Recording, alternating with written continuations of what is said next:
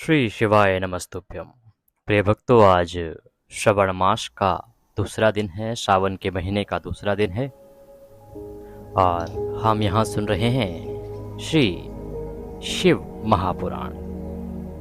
शिव महापुराण में कल हमने अध्याय किया था। कल हमने कथा में सुना कि किस प्रकार से शिव महापुराण की महिमा बताई गई। शिव महापुराण जिसके श्रवण करने मात्र से ही चंचुला नामक वह ब्राह्मणी किस प्रकार से भगवान शंकर के धाम को प्राप्त करती है, माता पार्वती के सानिध्य को प्राप्त करती है, और किस प्रकार से यह वर्णन हमने जाना कि शिव महापुराण का श्रवण करने मात्र से बड़े बड़े पापियों का कल्याण हो जाता। देवराज नामक वह पापी ब्राह्मण जो घोर नरक का भागी था, परंतु उसे भी अनजाने में केवल शिव महापुराण सुन लेने मात्र से सभी पापों से मुक्ति मिल जाती है और शिवगण किस प्रकार से उसे भगवान के परम धाम को लेके जाते हैं। आज वृतांत को आगे बढ़ाएंगे। आज की कथा में हम सुनेंगे कि चंचुला के प्रयत्न से पार्वती जी की आज्ञा पाकर तुम्बूर का विंध्य पर्वत पर शिव पुराण की कथा सुनाकर विंदुगा पिशाचनियों से उद्धार करना तथा दोनों दंपत्ति का शिव धाम में सुखी होना, किस प्रकार से वो पिशाचनियों का उद्धार करते हैं। साथ ही आज की कथा, क्योंकि आरंभिक कथा है, तो आज की कथा में ही वर्णन आएगा कि शिव महापुराण को किस प्रकार से पढ़ना चाहिए, किस प्रकार से सुनना चाहिए। शिव महापुराण पढ़ने और सुनने के क्या नियम हैं, इसकी विधि क्या है और किन नियमों का पालन श्रोताओं को करना चाहिए।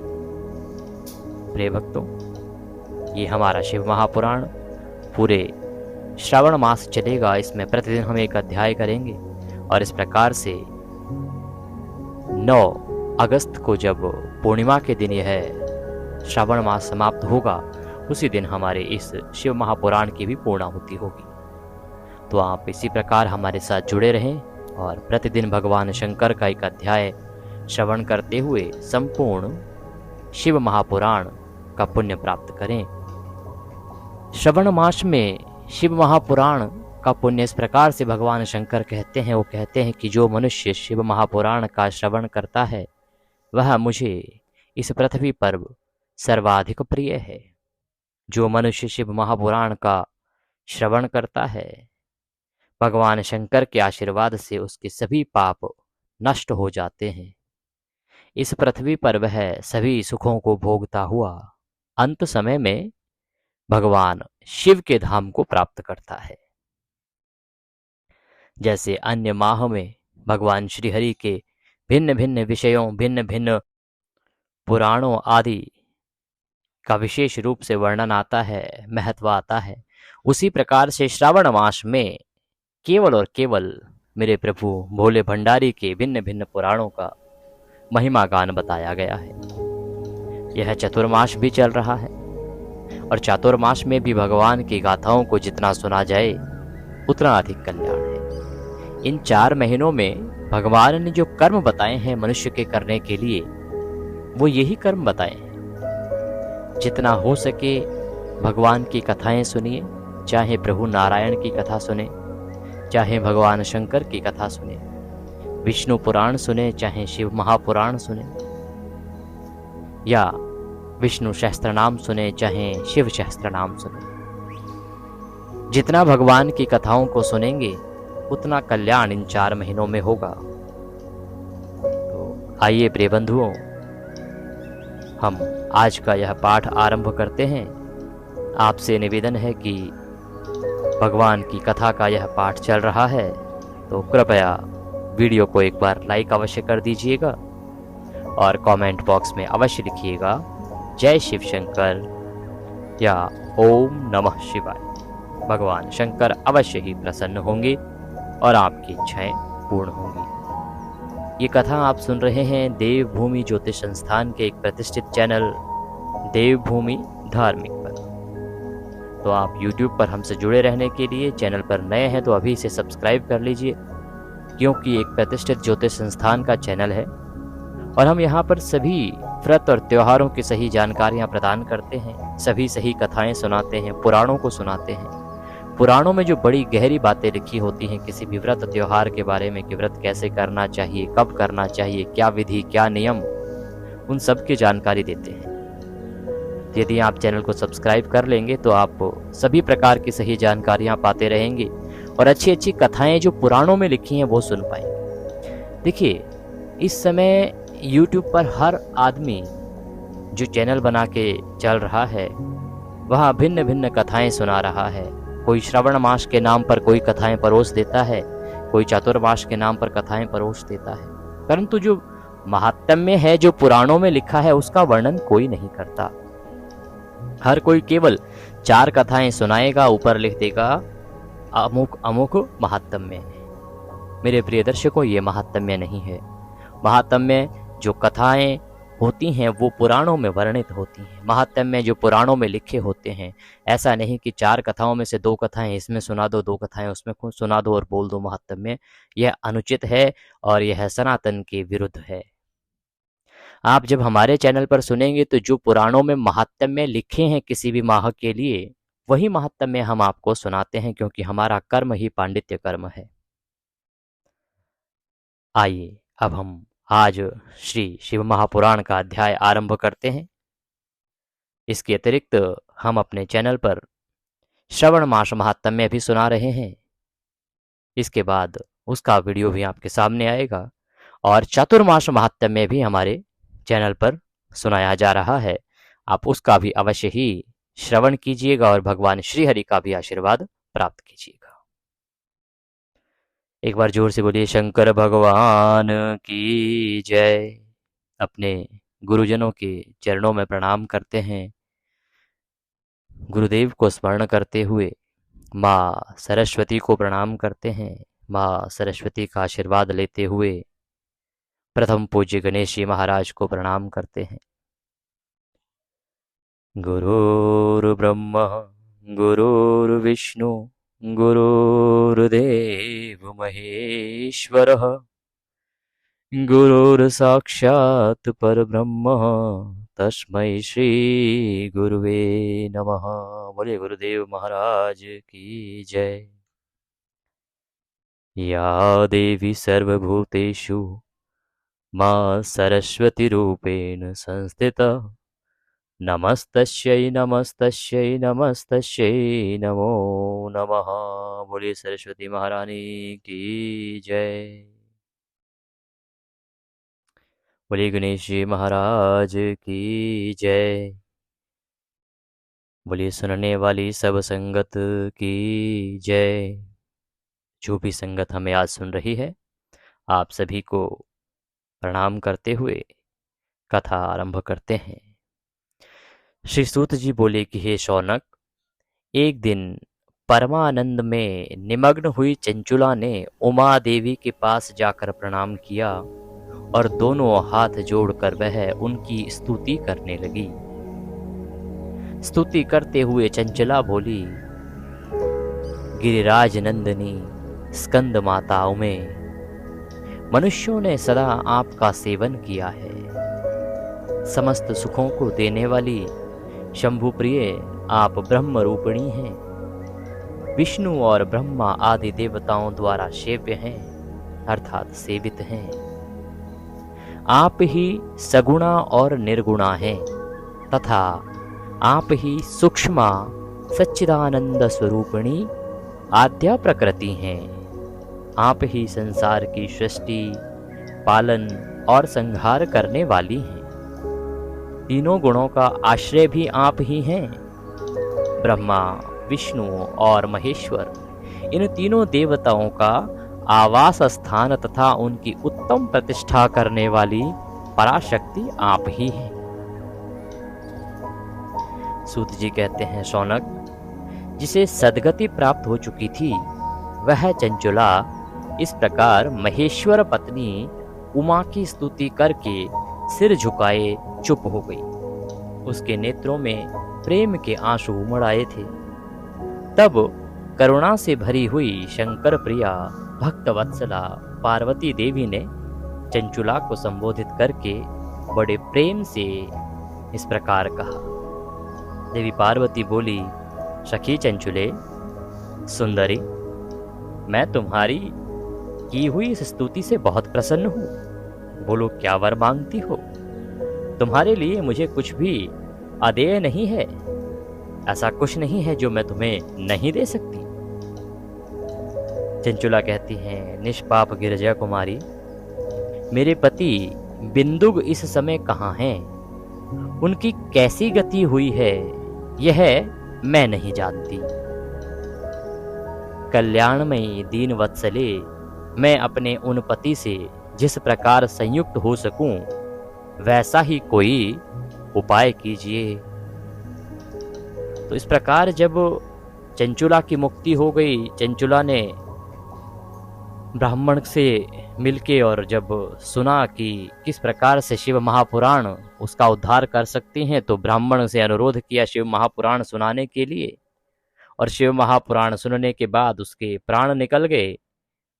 और शिव महापुराण सुनने के फल स्वरूप ही उसे भगवान का परम धाम प्राप्त हुआ। देवी पार्वती की सखी के रूप में उसे स्थान मिला।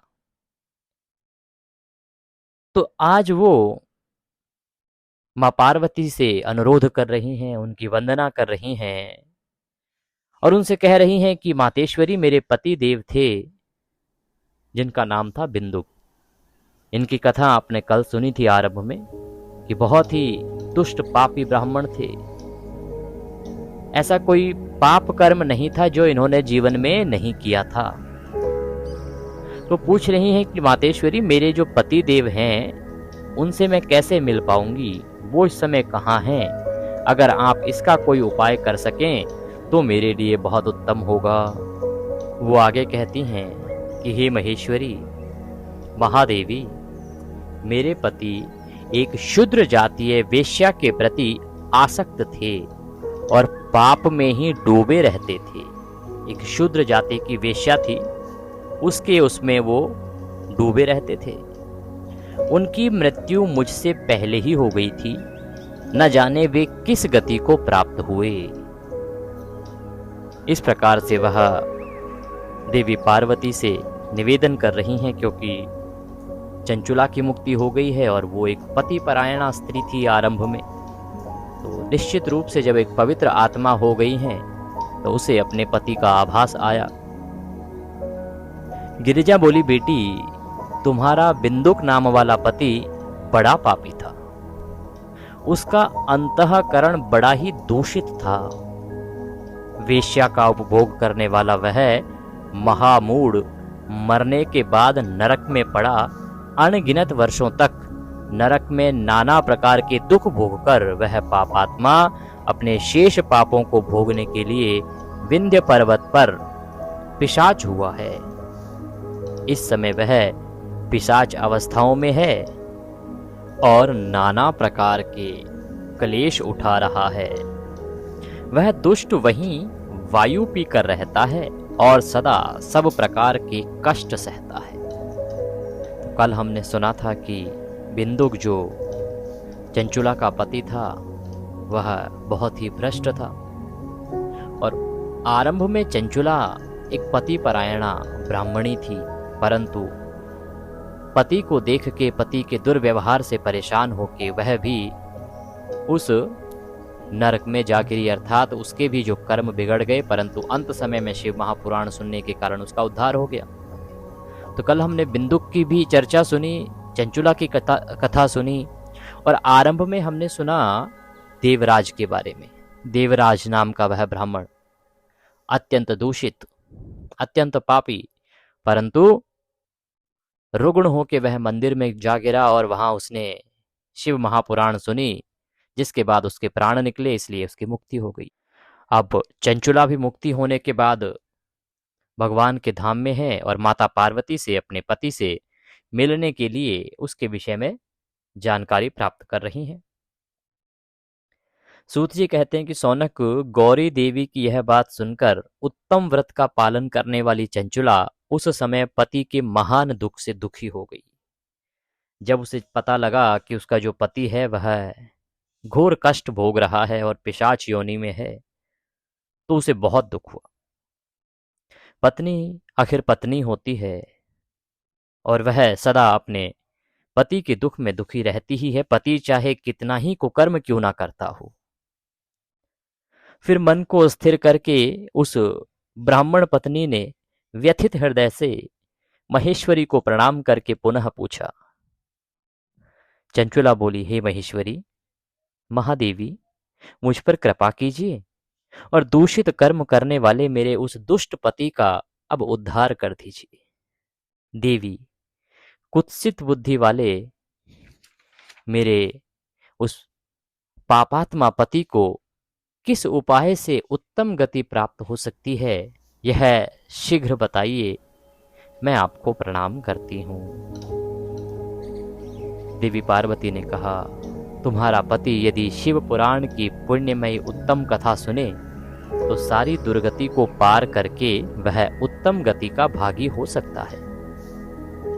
अमृत के समान मधुर अक्षरों से युक्त गौरी देवी का यह वचन आदर पूर्वक सुनकर चंचुला ने हाथ जोड़कर मस्तक झुकाकर उन्हें बारंबार प्रणाम किया और अपने पति के समस्त पापों की शुद्धि तथा उत्तम गति की प्राप्ति के लिए पार्वती देवी से यह प्रार्थना की कि मेरे पति को शिव पुराण सुनाने की व्यवस्था होनी चाहिए। उस ब्राह्मण पत्नी के बारंबार प्रार्थना करने पर शिवप्रिया गौरी देवी को बड़ी दया आई। उन भक्त वत्सला महेश्वरी गिरिजा कुमारी ने भगवान शिव की उत्तम कीर्ति का गान करने वाले गंधर्वराज तुम्बुरु को बुलाकर उनसे प्रसन्नता पूर्वक इस प्रकार कहा, तुम्बुरु, तुम्हारी भगवान शिव में प्रीति है। तुम मेरे मन की बातों को जानकर मेरे अभिष्ट कार्यों को सिद्ध करने वाले हो, इसलिए मैं तुमसे एक बात कहती हूँ, तुम्हारा कल्याण हो। तुम मेरी इस सखी के साथ शीघ्र ही विंध्य पर्वत पर जाओ। वहां एक महाघोर और भयंकर पिशाच रहता है। उसका वृतांत तुम आरंभ से ही सुनो। मैं तुमसे प्रसन्नता पूर्वक सब कुछ बताती हूँ। पूर्व जन्म में वह पिशाच बिंदुक नामक ब्राह्मण था, मेरी इस सखी चंचुला का पति था, परंतु वह दुष्ट वेश्यागामी हो गया। स्नान संध्या आदि नित्य कर्म छोड़कर अपवित्र रहने लगा। क्रोध के कारण उसकी बुद्धि पर मूढ़ता छा गई। वह कुकर्तव्य का विवेक नहीं कर पाता था। अभक्ष्य भक्षण, सज्जनों से द्वेष और दूषित वस्तुओं का दान लेना, यही उसका स्वाभाविक कर्म बन गया था। वह अस्त्र शस्त्र लेकर हिंसा करता था, बाएं हाथ से खाता, दीनों को सताता और क्रूरता पूर्वक पराये घरों में आग लगा देता था। चांडालों से प्रेम करता और प्रतिदिन वेश्या के संपर्क में रहता था। बड़ा दुष्ट था। वह पापी अपनी पत्नी का परित्याग करके दुष्टों के संग में ही आनंद मानता था। वह मृत्यु पर्यंत दुराचार में ही फंसा रहा। फिर अंतकाल आने पर उसकी मृत्यु हो गई। वह पापियों के भोग स्थान घोर यमपुर में गया और वहां बहुत से नरकों का उपभोग करके वह दुष्ट आत्मा जीव इस समय विंध्य पर्वत पर पिशाच बना हुआ है और वहीं अपने कर्म भोग रहा है। वहीं वह दुष्ट पिशाच अपने पापों का फल भोग रहा है। तुम उसके आगे यत्न पूर्वक शिव पुराण की उस दिव्य कथा का प्रवचन करो जो परम पुण्यमयी तथा समस्त पापों का नाश करने वाली है। शिव पुराण की कथा का श्रवण सबसे उत्कृष्ट पुण्य कर्म है। उससे किसका हृदय शीघ्र ही समस्त पापों से शुद्ध हो जाएगा और वह प्रेत योनि का परित्याग कर देगा। कहती हैं कि आप वहां पे जाएं और शिव महापुराण की कथा उसे सुनाएं। जब वह सुनेगा तो वह पापों से शुद्ध हो जाएगा और वह प्रेत योनि का परित्याग कर देगा। उस दुर्गति से मुक्त होने पर बिंदुक नामक पिशाच को मेरी आज्ञा से विमान पर बिठाकर तुम भगवान शिव के समीप ले आओ। सूत जी कहते हैं कि सौनक, महेश्वरी उमा के इस प्रकार आदेश देने पर गंधर्वराज तुम्बुरु मन ही मन बड़े प्रसन्न हुए। उन्होंने अपने भाग्य की सराहना की कि देखिए किस प्रकार से देवी ने आज उनको सेवा का अवसर दिया है और भगवान की कथा का अवसर दिया है। तत्पश्चात उस पिशाच की सती साध्वी पत्नी चंचुला के साथ विमान पर बैठकर नारद के प्रिय मित्र तुम्बुरु वेग पूर्वक विंध्याचल पर्वत पर गए, जहां वह पिशाच रहता था। वहां उन्होंने उस पिशाच को देखा। उसका शरीर विशाल था, ठोड़ी बहुत बड़ी थी। वह कभी हंसता, कभी रोता और कभी उछलता था। उसकी आकृति बड़ी ही विकराल थी। भगवान शिव की उत्तम कीर्ति का गान करने वाले महाबली तुम्बुरु ने उस अत्यंत भयंकर पिशाच को पाशों द्वारा बांध लिया। तदंतर तुम्बुरु ने शिव पुराण की कथा बांचने का निश्चय करके महोत्सव युक्त स्थान और मंडप आदि की रचना की। अब क्योंकि वो पिशाच था, पिशाच को क्या पता कि उसकी भलाई के लिए आए हैं, किस लिए आए हैं, क्योंकि वो सद्बुद्धि तो थी नहीं उसे। तो तुम्बुरु ने किया क्या कि पहले उसको बांध दिया, चारों तरफ से बांध दिया, शक्ति से बांध दिया उसे। और पाश में बांधने के बाद फिर वहां पे मंडप आदि का निर्माण किया, क्योंकि भगवान की कथा करनी है तो उसका एक विधान है, मंडप तो बनेगा ही, बाकी जो मूलभूत नियम है उनका पालन करना ही होगा। उनका पालन करते हुए मंडप आदि की रचना की। इतने में ही संपूर्ण लोकों में बड़े वेग से यह प्रचार हो गया कि देवी पार्वती की आज्ञा से एक पिशाच का उद्धार करने के उद्देश्य से शिव पुराण की उत्तम कथा सुनाने के लिए तुम्बुरु विंध्या पर्वत पर गए हैं। फिर तो उस कथा को सुनने के लोभ से बहुत से देवऋषि भी शीघ्र ही वहां पहुंचे। आदर पूर्वक शिव पुराण सुनने के लिए आए हुए लोगों का उस पर्वत पर बड़ा अद्भुत और कल्याणकारी समाज जुट गया। फिर तुम्बुरु ने उस पिशाच को पाशों से बांधकर आसन पर बिठाया और हाथों में वीणा लेकर गौरीपति की कथा का गान आरंभ किया, भगवान शंकर की कथा का गान आरंभ किया। तुम्बुरु क्योंकि अपने आप में बड़े सौभाग्य की बात थी, जो ऋषि मुनि थे सब जानते थे कि देवऋषि नारद की समकक्ष स्थान है तुम्बुरु का। और जब उन्हें पता लगा कि विंध्य पर्वत पर आए हैं वो, तो ऐसा सौभाग्यशाली अवसर कौन शिव भक्त अपने हाथों से जाने देगा प्रिय बंधुओं। तो वहां साधु संतों की भीड़ एकत्र हो गई। अनेकों साधु संत दूर दूर से चले आए, कुछ अपनी शक्तियों का प्रयोग करके तुरंत पहुंचे। तुम्बुरु ने उस पिशाच को बांधा, आसन पर बिठाया और विधि पूर्वक वीणा लेकर भगवान की कथा आरंभ की। पहली अर्थात विश्वेश्वर संहिता से लेकर 7वीं वायु संहिता तक महात्म्य सहित शिव पुराण की कथा का उन्होंने स्पष्ट वर्णन किया। 7 संहिताओं सहित शिव पुराण का आदर पूर्वक श्रवण करके वे सभी श्रोता पूर्णतः कृतार्थ हो गए। उस परम पुण्य में शिव पुराण को सुनकर उस पिशाच ने अपने सारे पापों को धोकर उस पैशाचिक शरीर को त्याग दिया। फिर तो शीघ्र ही उसका रूप दिव्य हो गया, अंग कांति गौरवर्ण की हो गई, शरीर पर श्वेत वस्त्र तथा सब प्रकार के पुरुषोचित आभूषण उसके अंगों को उद्भासित करने लगे। वह त्रिनेत्रधारी चंद्रशेखर रूप हो गया। इस प्रकार दिव्य देहधारी होकर श्रीमान बिंदुग अपनी प्राण वल्लभा चंचुला के साथ स्वयं भी पार्वती वल्लभ भगवान शिव का गुणगान करने लगा। उसकी स्त्री को इस प्रकार दिव्य रूप से सुशोभित देख वे सभी देवर्षि बड़े विस्मित हुए। उनका चित्त परमानंद से परिपूर्ण हो गया।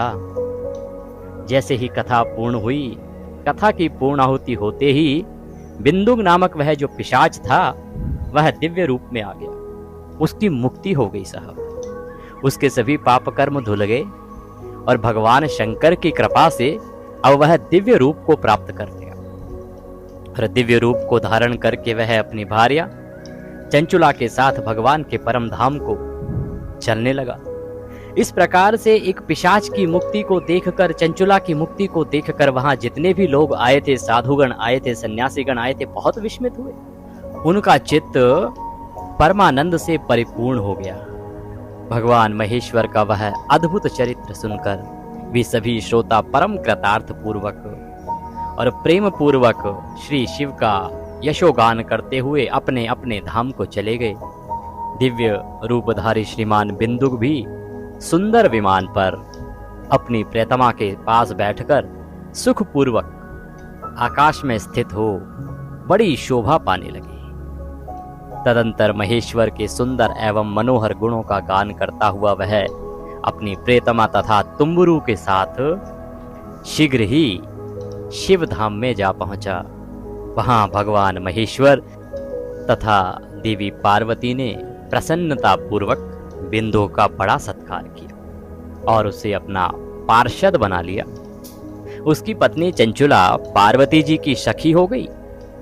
उस घनीभूत ज्योति स्वरूप परमानंदमय सनातन धाम में अविचल निवास पाकर वे दोनों दंपत्ति परम सुखी हो। बोले शंकर भगवान की जय। इस प्रकार का यह मनोरम वृतांत आपने सुना कि किस प्रकार से जो शिव महापुराण है इसका श्रवण मनुष्य का कल्याण करता है। मनुष्य जब पिशाच, जो घोर पिशाच है, उसका श्रवण करने मात्र से शिव महापुराण ने कल्याण कर दिया, तो आप तो मनुष्य हैं। आप में सोचने समझने की सद्बुद्धि है। श्रवण करते जाइए, मेरे भोले बाबा आपका भी कल्याण कर देंगे। अब वर्णन आएगा कि शिव पुराण के श्रवण की विधि क्या है और श्रोताओं को किन नियमों का पालन करना चाहिए। महत्वपूर्ण जानकारी है। इससे पहले आपने कभी इसको जान पाया है या नहीं, मैं नहीं कह सकता, परंतु आज जब जानेंगे तो आपको यह लगेगा कि शायद हो सकता है इससे पहले आप कुछ गलतियां करते होंगे और इसी कारण से आपको बहुत सारे कर्म का फल नहीं मिल पाता होगा। सौनक जी कहते हैं कि महाप्रज्ञ व्यास शिष्य सूत जी, आपको नमस्कार है। आप धन्य हैं। शिव भक्तों में आप श्रेष्ठ हैं। आपके महान गुण वर्णन करने योग्य हैं। अब आप कल्याणमय शिव पुराण के श्रवण की विधि बताइए, जिससे सभी श्रोताओं को संपूर्ण उत्तम फल की प्राप्ति हो सके। क्योंकि सौनक आदि जब ऋषिगण थे, उन्होंने आरंभ में निवेदन किया कि वो एक ऐसा वृतांत सुनना चाहते हैं, ऐसा पुराण सुनना चाहते हैं जो सबका कल्याण करे।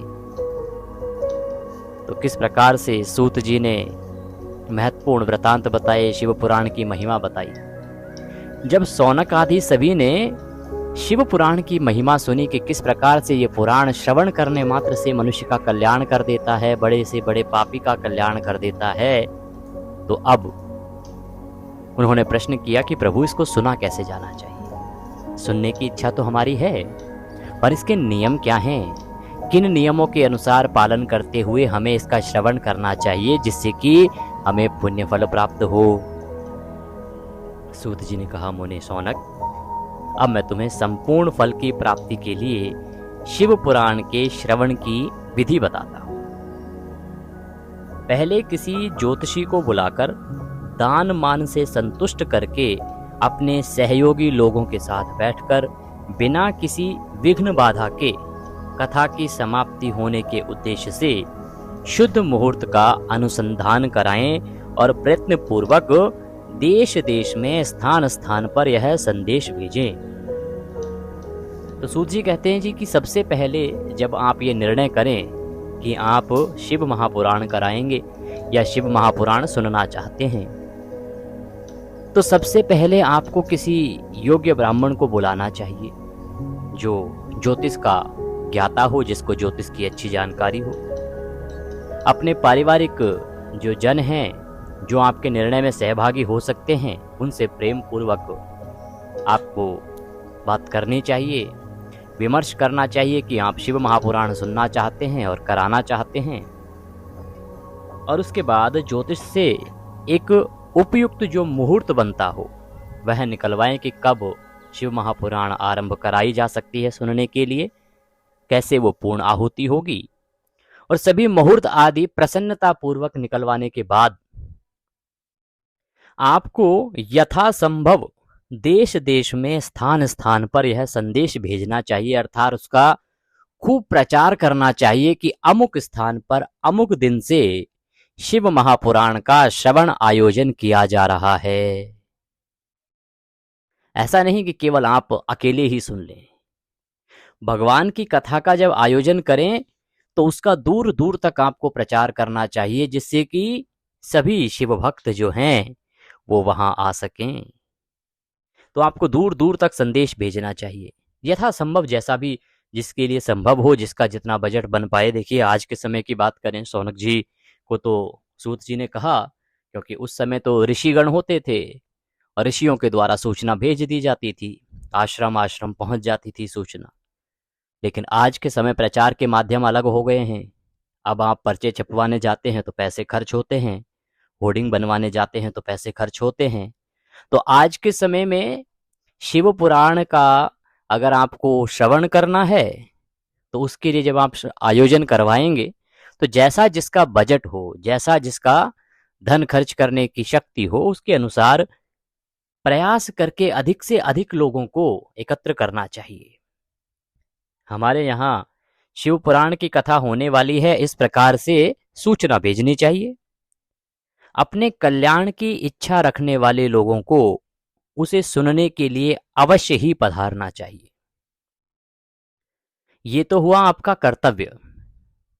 लोगों का कर्तव्य यह है कि जो भी अपना कल्याण करना चाहते हैं, जो मनुष्य चाहता है कि उसका कल्याण हो, जो भगवान शिव का आशीर्वाद प्राप्त करना चाहता है, उसे अवश्य ही कथा की सूचना होने पर कथा सुनने जाना चाहिए, पधारना चाहिए।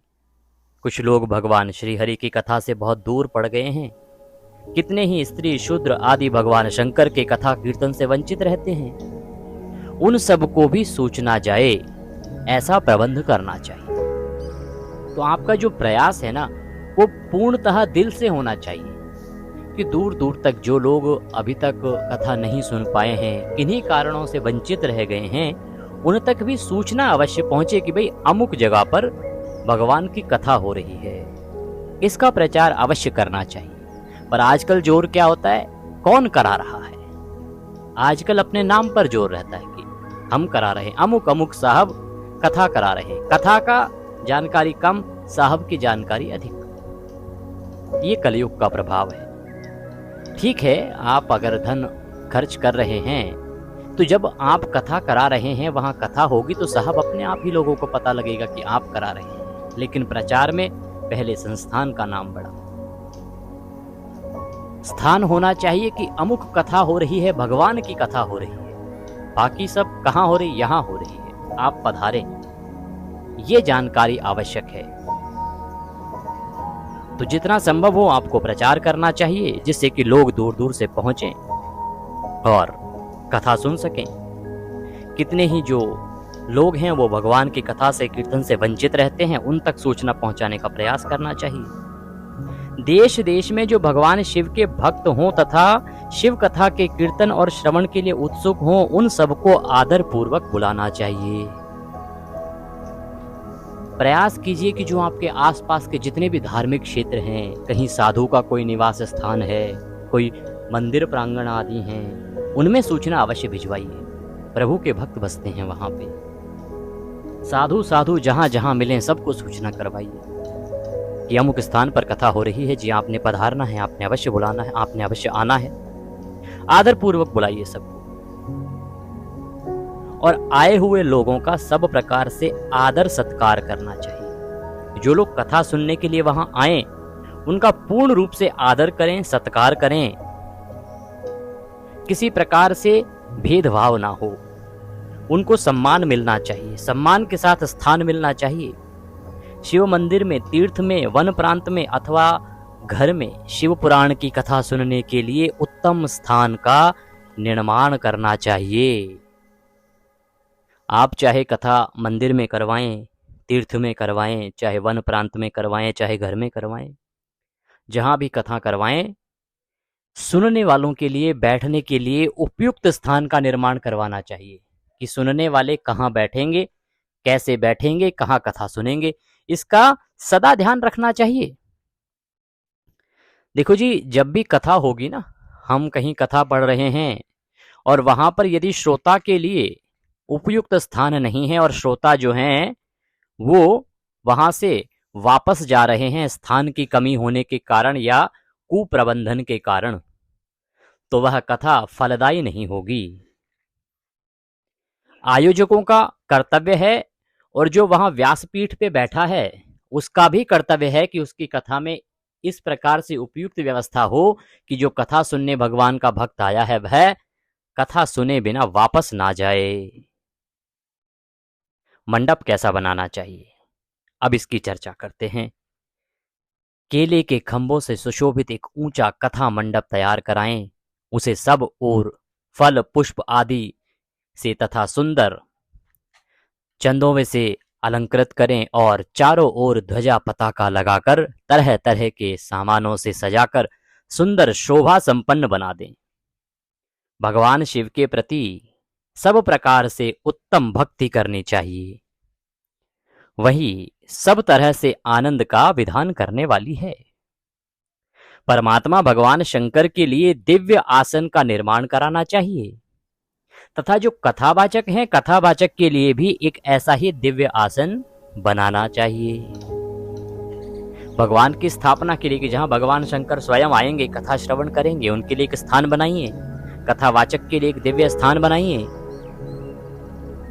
जो उनके लिए सुखद हो सके, क्योंकि उन्हें कम से कम 4-6 घंटे बैठना होता है कथा सुनने के लिए। उन्हें नियम पूर्वक कथा सुनने वाले श्रोताओं के लिए भी यथा योग्य सुंदर स्थानों की व्यवस्था करनी चाहिए।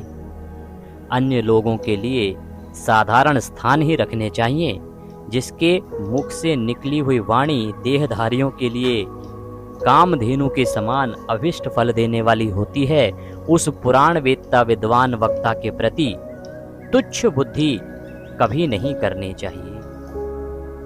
जो वहां वक्ता हैं, जो प्रभु का गुणगान करने आए हैं, उनके प्रति कभी भी छोटी बुद्धि की बात नहीं करनी चाहिए। कुछ लोग बहुत ओछी बातें कर देते हैं, कुछ लोग धन के मद में, कुछ लोग शक्ति के मद में ओछी बातें कर देते हैं, तो वो बातें नहीं करनी चाहिए। उनको सम्मान के साथ सुनना चाहिए और उनको पूर्ण रूप से सम्मान देना चाहिए। संसार में जन्म तथा गुणों के कारण बहुत से गुरु होते हैं, परंतु उन सब में पुराणों का ज्ञाता विद्वान ही परम गुरु माना गया है। पुराण वेत्ता पवित्र, दक्ष, शांत, ईर्ष्या पर विजय पाने वाला, साधु और दयालु होना चाहिए। ऐसा प्रवचन कुशल विद्वान इस पुण्यमयी कथा को कहे। सूर्योदय से आरंभ करके 3:30 पहर तक उत्तम बुद्धि वाले विद्वान पुरुषों को शिव पुराण की कथा सम्यक रीति से बांचनी चाहिए। मध्याह्न काल में 2 घड़ी तक कथा बंद रखनी चाहिए, जिससे कथा कीर्तन से अवकाश पाकर लोग मलमूत्र का त्याग कर सकें। कथा प्रारंभ के दिन से 1 दिन पहले व्रत ग्रहण करने के लिए वक्ता को शौर करा लेना चाहिए।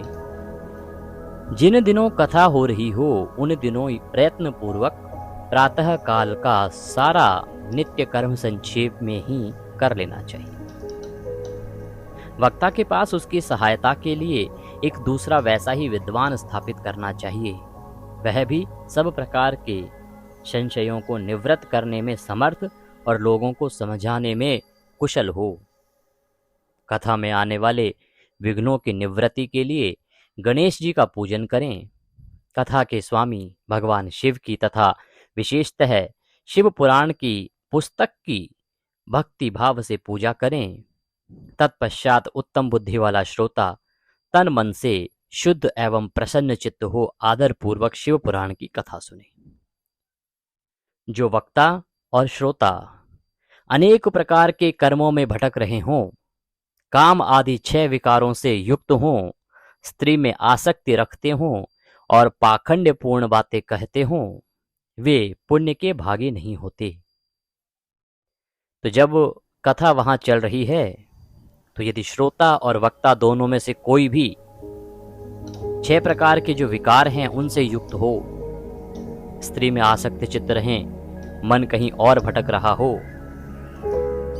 या किन्हीं कारणों से पाखंडतापूर्ण बात अर्थात जो बोलने वाले वक्ता हैं उनको अपने ऊपर दंभ हो, गर्व हो कि मैं इतना बड़ा वक्ता हूँ, देखिए मेरे यहाँ इतने लोग आते हैं, मैं इतना बड़ा कथावाचक हूँ, तो उस कथा का कोई लाभ नहीं है। और यदि श्रोताओं में बहुत सारे ऐसे लोग होते हैं जो आयोजन करा रहे होते हैं, उनको अपने धन का मद होता है कि देखिए मैं कितना बड़ा आयोजन करा रहा हूँ, आपने देखा आज तक इतनी बड़ी कथा का आयोजन, ये मेरे धन से हो रहा है। तो यदि कोई इस प्रकार से मद से भरी बातें, दंभ से भरी बातें, पाखंडतापूर्ण बातें कहे, तो उसे पाप ही पाप मिलेगा। वो कथा करा ले और चाहे कथा बांच ले, ना तो ऐसा कथावाचक होना चाहिए, ना ही कथा श्रवण करने वाला होना चाहिए, उन्हें पुण्य प्राप्त नहीं होता। जो लौकिक चिंता तथा धन, गृह एवं पुत्र आदि की चिंता को छोड़कर कथा में मन लगाए रहते हैं, उन शुद्ध बुद्धि पुरुषों को उत्तम फल की प्राप्ति होती है। जो श्रोता श्रद्धा और भक्ति से युक्त होते हैं, दूसरे कर्मों में मन नहीं लगाते और मौन, पवित्र एवं उद्वेग शून्य होते हैं, वे ही पुण्य के भागी होते हैं। तो कथा सुनने यदि कोई आया है तो ऐसा नहीं कि सबके सबकी मुक्ति हो जाएगी। जो कथा सुनने आया है वह किस शुद्ध चित्त के साथ आया है, वह मन से किस प्रकार की क्रिया कर रहा है, इस पर निर्भर करता है कि उसकी मुक्ति होगी या नहीं।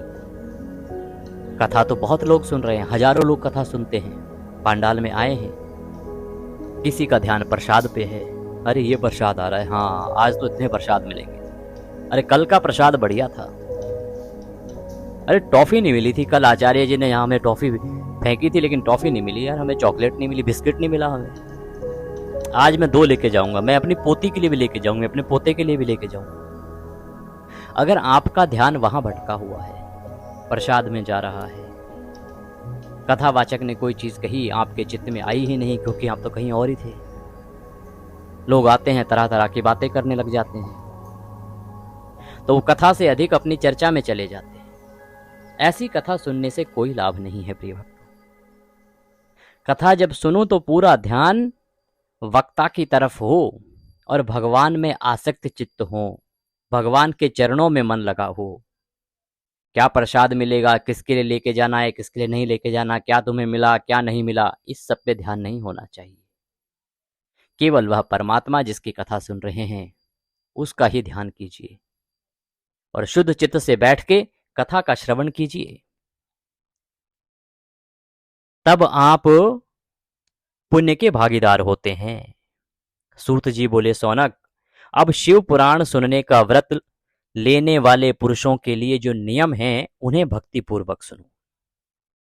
तो जो करवाते हैं शिव पुराण और सुनने का जो नियम लेते हैं ना, उनके लिए क्या बताया गया है और पुराण क्या कहता है कि उनको किस प्रकार से नियमों का पालन करना चाहिए, उसके बारे में सूत जी कहते हैं कि नियम पूर्वक इस श्रेष्ठ कथा को सुनने से बिना किसी विघ्न बाधा के उत्तम फल की प्राप्ति होती है। जो लोग दीक्षा से रहित हैं, कथा श्रवण में उनका अधिकार नहीं है, अतः मुने कथा सुनने की इच्छा वाले लोगों को पहले वक्ता से दीक्षा ग्रहण करनी चाहिए। जिनके पास कोई गुरु नहीं है ना, जिन्होंने अभी तक गुरु दीक्षा नहीं ली है, वो प्रमुख यजमान के रूप में कथा श्रवण नहीं कर सकते। जब आप कथा करवाते हैं ना, तो वहां एक प्रमुख यजमान होते हैं जो प्रत्येक दिन की पूजा को सुनते हैं। जिस प्रकार से आप भागवत कराते हैं तो उसमें परीक्षित का स्थान होता है, उसी प्रकार से शिव महापुराण में भी स्थान दिया जाता है। तो यदि किसी ने गुरु दीक्षा नहीं ली है अभी तक, उनने अपना कोई गुरु नहीं बनाया है, तो ऐसा व्यक्ति कथा नहीं करवा सकता। कथा श्रवण नहीं कर सकते से अभिप्राय ये है कि वो कथा करवा नहीं सकते। वैसे कथा सुनने में दोष नहीं है, परंतु प्रमुख रूप से आयोजक नहीं बन सकते। पहले गुरु दीक्षा ग्रहण करनी चाहिए, तदोपरांत ही आप प्रमुख यजमान के रूप में कथा आयोजन कर सकते हैं। जो लोग नियम से कथा सुने उनको ब्रह्मचर्य से रहना चाहिए। तो जो प्रमुख आयोजक हैं, जो प्रतिदिन की पूजा कर रहे हैं, ये नियम तो जितने लोग पालन कर सके उनके लिए है, परंतु प्रमुख रूप से जो आयोजक है, जो प्रतिदिन की पूजा करने वाला है, जिसके हाथों से प्रतिदिन पूजा होनी है श्री शिव पुराण की, उसको ब्रह्मचर्य में रहना चाहिए, भूमि पर सोना चाहिए, पत्तल में खाना चाहिए और प्रतिदिन कथा समाप्त होने पर ही अन्न ग्रहण करना चाहिए। जब तक कथा पूर्ण ना हो जाए तब तक उसे अन्न ग्रहण नहीं करना चाहिए। जिसमें शक्ति हो वह पुराण की समाप्ति तक उपवास करके शुद्धता पूर्वक भक्ति भाव से उत्तम शिव पुराण को सुने। बाकी जिसकी जैसी सामर्थ्य है, जिसमें जैसी शक्ति है, उसके अनुसार उसको नियम पालन करना चाहिए। अगर संभव हो तो जब तक पुराण चल रही है व्रत उपवास रखना चाहिए और शुद्ध भाव से ही अपने शिव पुराण के पर्व को मनाना चाहिए। इस कथा का व्रत लेने वाले पुरुष को प्रतिदिन एक ही बार हविष्यान्न भोजन करना चाहिए, अर्थात अन्न जो ग्रहण करेंगे केवल एक बार। जिस प्रकार से कथा श्रवण का नियम सुख पूर्वक सद सके वैसे ही करना चाहिए। गरिष्ठ अन्न, दाल, जला अन्न, सेम, मसूर, भावदूषित तथा बासी अन्न को खाकर कथाव्रती पुरुष कभी कथा को ना सुने। कभी भी तला भुना दाल, जला हुआ अन्न, सेम की फली, मसूर आदि जो है ना, इनको नहीं खाना चाहिए। जिसने कथा का व्रत ले रखा हो वह पुरुष प्याज, लहसुन, हींग, गाजर, मादक वस्तु तथा आसिम कहीं जाने वाली वस्तुओं को त्याग दे। कथा का व्रत लेने वाला पुरुष काम, क्रोध आदि 6 विकारों को, ब्राह्मणों की निंदा को तथा पतिव्रता और साधु संतों की निंदा को भी त्याग दे। कथाव्रती पुरुष प्रतिदिन सत्य, शौच, दया, मौन, सरलता, विनय तथा हार्दिक उदारता, इन सद्गुणों को सदा अपनाए रखे। श्रोता निष्काम हो या सकाम, वह नियम पूर्वक कथा सुने। यहाँ श्रोता 2 प्रकार के कहे हैं, सकाम और निष्काम।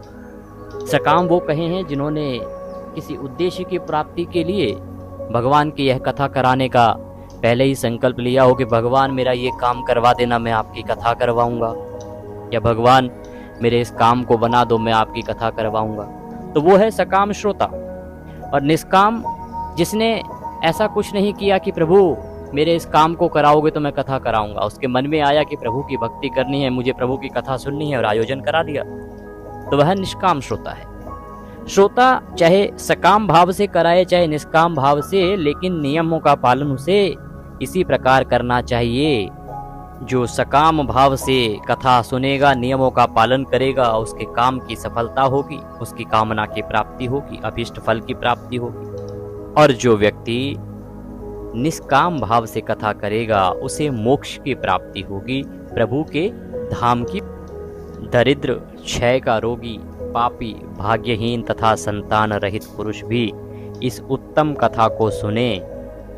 काक, वंध्या आदि जो 7 प्रकार की दुष्टा स्त्रियां हैं वे, तथा जिसका गर्भ गिर जाता हो वह, इन सभी को शिव पुराण की उत्तम कथा सुननी चाहिए। मुने, स्त्री हो या पुरुष, सबको यत्न पूर्वक विधि विधान से शिव पुराण की यह उत्तम कथा सुननी चाहिए।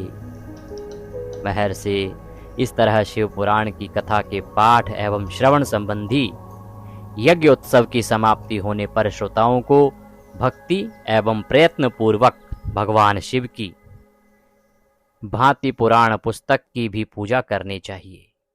तदंतर विधि पूर्वक वक्ता भी पूजन करना आवश्यक है, तो वक्ता का भी पूजन करना चाहिए। पुस्तक को आच्छादित करने के लिए नवीन एवं सुंदर बस्ता बनवावें, उसे बांधने के लिए दृढ़ एवं दिव्य डोरी लगावें, फिर उसका विधिवत पूजन करें। मुनि श्रेष्ठ इस प्रकार महान उत्सव के साथ पुस्तक और वक्ता की विधिवत पूजा करके वक्ता की सहायता के लिए स्थापित हुए। पंडित का भी उसी के अनुसार धन आदि के द्वारा उससे कुछ ही कम सत्कार करें, पर सत्कार करना चाहिए। वहां आए हुए ब्राह्मणों को अन्न धन आदि का दान करें, साथ ही गीत वाद्य नृत्य आदि के द्वारा महान उत्सव रचाएं। मुने यदि श्रोता विरक्त हो तो उसके लिए कथा समाप्ति के दिन विशेष रूप से उस गीता का पाठ करना चाहिए जिसे श्री रामचंद्र जी के प्रति भगवान शिव ने कहा था। यदि श्रोता गृहस्थ हो तो उस बुद्धिमान को उस श्रवण कर्म की शांति के लिए शुद्ध हविष्य के द्वारा होम करना चाहिए। मुने रुद्र संहिता के प्रत्येक श्लोक द्वारा होम करना चाहिए अथवा गायत्री मंत्र से होम करना चाहिए, क्योंकि वास्तव में यह पुराण गायत्री में ही है, अथवा शिव पंचाक्षर मूल मंत्र से हवन करना उचित है। होम करने की शक्ति ना हो तो विद्वान पुरुष यथाशक्ति हवनीय हविष्य का ब्राह्मण को दान करें। समाप्ति पर 11 ब्राह्मणों को भोजन अवश्य कराएं, उन्हें दक्षिणा दें। यदि शक्ति हो तो 3 तोले सोने का एक सुंदर सिंहासन बनावें और उस पर उत्तम अक्षरों में लिखी हुई अथवा लिखवाई हुई शिव पुराण की पोथी विधि पूर्वक स्थापित करें। तत्पश्चात पुरुष उसकी आवाहन आदि विधिवत उपचारों से पूजा करके दक्षिणा चढ़ाएं। फिर जितेंद्रिय आचार्य का वस्त्र आभूषण एवं गंध आदि से पूजन करके दक्षिणा सहित वह पुस्तक उन्हें समर्पित कर दें। उत्तम बुद्धि वाला श्रोता इस प्रकार भगवान शिव के संतोष के लिए पुस्तक का दान करें। शौनक, इस पुराण के उस दान के प्रभाव से भगवान शिव का अनुग्रह पाकर पुरुष भवबंधन से मुक्त हो जाता है। इस तरह विधि विधान का पालन करने पर श्री संपन्न शिव पुराण संपूर्ण फल को देने वाला तथा भोग और मोक्ष का दाता है। जिस दिन शिव महापुराण पूर्ण हो तो जो वक्ता है उसको दान अवश्य देना चाहिए, उसको दक्षिणा अवश्य देनी चाहिए। बिना दक्षिणा के श्रोता को फल प्राप्त नहीं होता है। उन्हें शिव पुराण का वह सारा महात्म्य जो संपूर्ण अभिष्ट को देने वाला है मैंने तुम्हें कह सुनाया। अब और क्या सुनना चाहते हो? श्रीमान शिव पुराण समस्त पुराणों के भाल का तिलक माना गया है। यह भगवान शिव को अत्यंत प्रिय, रमणीय तथा भवरोग का निवारण करने वाला है। जो सदा भगवान शिव का ध्यान करते हैं, जिनकी वाणी शिव के गुणों की स्तुति करती है, जिनके दोनों कान उनकी कथा सुनते हैं, इस जीव जगत में उन्हीं का जन्म लेना सफल है। वे निश्चय ही संसार सागर से पार हो जाते हैं। भिन्न भिन्न प्रकार के समस्त गुण जिनके सच्चिदानंदमय स्वरूप का कभी स्पर्श नहीं करते, जो अपनी महिमा से जगत के बाहर और भीतर भासमान हैं तथा जो मन के बाहर और भीतर वाणी एवं मनोवृत्ति में प्रकाशित होते हैं, उन अनंत आनंद रूप परम शिव की मैं शरण लेता हूँ। बोले शंकर भगवान की जय। इसी के साथ आज का यह अध्याय यहाँ पूर्ण हुआ। आज की कथा को हम यहीं विराम देंगे। कल से विद्वेश्वर संहिता से वृतांत आने वाला है। बहुत ही रोचक वृतांत है, बहुत ही शिक्षाप्रद कथाएं हैं जो आने वाले दिनों में आप सुनेंगे, क्योंकि आरंभ के जो 2 दिन होते हैं वो केवल एक प्रकार की भूमिका में ही व्यतीत होते हैं। आज आप जान चुके हैं कि शिव महापुराण क्यों सुनना चाहिए, क्या इसकी महिमा है और क्या श्रोता के नियम है। अब पुराण की कथा का जो मुख्य वृतांत है वो कल से यहाँ प्रारंभ होगा। शिव महापुराण जो वृतांत वर्णित है उसमें इसी प्रकार से लिखित हैं। पहले आरंभिक अध्यायों में श्रोता को समझाया जाता है कि क्या इसका लाभ है और क्या श्रोता के गुण होने चाहिए, और तदोपरांत जो प्रमुख प्रसंग है वह भगवान शंकर की महिमा का आरंभ होगा। तो कल पुनः हम आपके साथ जुड़ेंगे और जो प्रमुख वृतांत भगवान शंकर का है उसको सुनेंगे, और इसी प्रकार से पूरे श्रावण मास भगवान शंकर की भक्ति में लीन हो जाइए। भगवान शंकर आपका उद्धार कर देंगे। ये 1 महीना आपके जीवन के परिवर्तन के लिए काफी है। प्रतिदिन थोड़ा समय निकालिए, शिव महापुराण सुनिए, श्रावण मास महात्म्य सुनिए, और हम चातुर्मास महात्म्य भी अपने चैनल पर प्रतिदिन सुना रहे हैं, उसका भी लाभ लीजिए। ये अवसर बड़े कम आते हैं। चातुर्मास में जितना सुनेंगे, चतुर्मास के लिए यही कर्म बने हैं। चातुर्मास में हवन पूजन आदि कर्म नहीं हैं, क्योंकि भगवान शयन अवस्था में हैं, इसीलिए हवन पूजन का कोई लाभ नहीं। जितना हो सके भगवान की भक्ति करें, मंत्रों का जाप करें, कथा का श्रवण करें, व्रत करें, यही कर्म बने हैं। तो प्रतिदिन जितना हो सके भगवान की कथाएं सुनते जाइए।